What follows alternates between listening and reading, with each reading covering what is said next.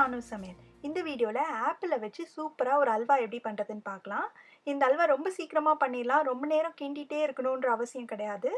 அதுக்கு நான் 3 medium size apple எடுத்து வச்சுருக்கேன். இந்த ஆப்பிள் நல்லா இனிப்பாக இருந்ததுன்னா ரொம்ப நல்லாயிருக்கும். ஆப்பிளை நல்லா கழுவிட்டு அதோட தோலெல்லாம் சீவிடலாம்.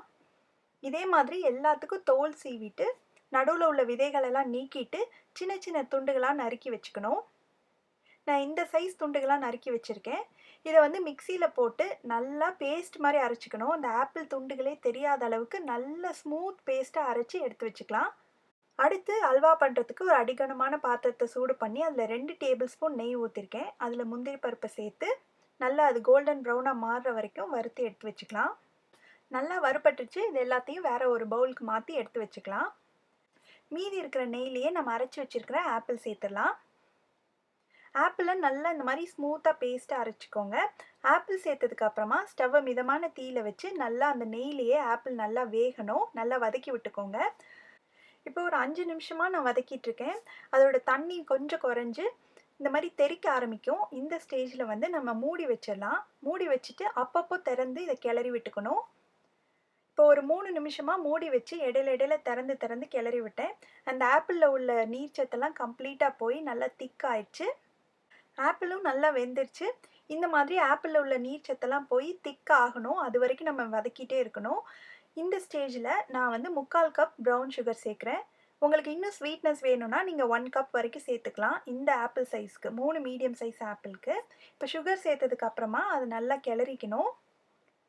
சுகர் சேர்த்ததுமே அந்த அல்வாவுக்கு ஒரு பளபளப்பு தன்மை வருது. நல்லா சுகர்லாம் உருகட்டும். நல்லா கிளறிக்கோங்க. கைவிடாமல் கிளறிட்டே இருங்க. நம்ம சேர்த்த சுகர் எல்லாம் நல்லா மெல்ட் ஆயிடுச்சு. இப்போவே பாருங்கள், அல்வா பார்க்குறதுக்கே சூப்பராக இருக்குது. இந்த ஸ்டேஜில் 2 டேபிள் ஸ்பூன் நெய் சேர்க்க போகிறேன். அவ்வளோதான். ஆரம்பத்தில் சேர்த்த 2 டேபிள் ஸ்பூன், இப்போ சேர்க்குற 2 டேபிள் ஸ்பூன் நெய் தான். இந்த அல்வாவுக்கு அதுக்கு மேலே நெய் தேவையில்லை. நெய் சேர்த்ததுக்கப்புறம் இது நல்லா கிளறிக்கணும். ஸ்டவ்வை வந்து மிதமான தீயிலே வச்சுக்கோங்க. கைவிடாமல் கிளறிட்டே இருங்க. இப்போ ஓரங்களில் பார்த்தீங்கன்னா லேசாக அந்த நுரக்கட்டி வருது. இந்த மாதிரி நல்லா நுரைச்சி வர வரைக்கும் நம்ம இதை வந்து கிளறிக்கணும். இந்த அல்வா பார்த்திங்கன்னா நம்ம எதுவுமே ஃபுட் கலர் சேர்க்கணுன்ற அவசியமே கிடையாது. நேச்சுரலாகவே அதுக்கே ஒரு சூப்பரான ஒரு அல்வா கலர் வந்து இருக்குது, கோல்டன் எல்லோ கலர். ஸோ இதுவே போதும். நல்லா கிளறிட்டே இருக்கலாம். இப்போ பார்த்திங்கன்னா அடியிலையும் நல்லா நுரைச்சி வருது. இந்த ஸ்டேஜில் ரொம்ப கேர்ஃபுல்லாக இருக்கணும். ஆல்மோஸ்ட் அல்வா பதம் வந்து வரப்போகுது.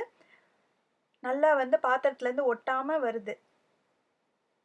இப்போ வந்து கடைசியாக கொஞ்சமாக ஏலக்காய் தூளும் நம்ம வறுத்து வச்சுருந்த முந்திரி பருப்பையும் சேர்த்துடலாம். சேர்த்துட்டு இதை நல்லா கிளறி விட்டு ஸ்டவ் ஆஃப் பண்ணிடலாம். இது ஆறுனதுக்கப்புறமா இன்னுமே நல்லா சூப்பராக பளபளன்னு இருக்கும் அல்வா.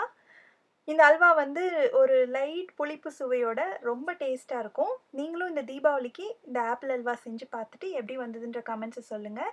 இதே மாதிரி நிறையா ரெசிபீஸ் பார்க்கணுன்னா இந்த சேனலுக்கு சப்ஸ்கிரைப் பண்ணுங்கள். ஷானு சமையல், எளிய முறையில் இனிய சுவையில். நன்றி.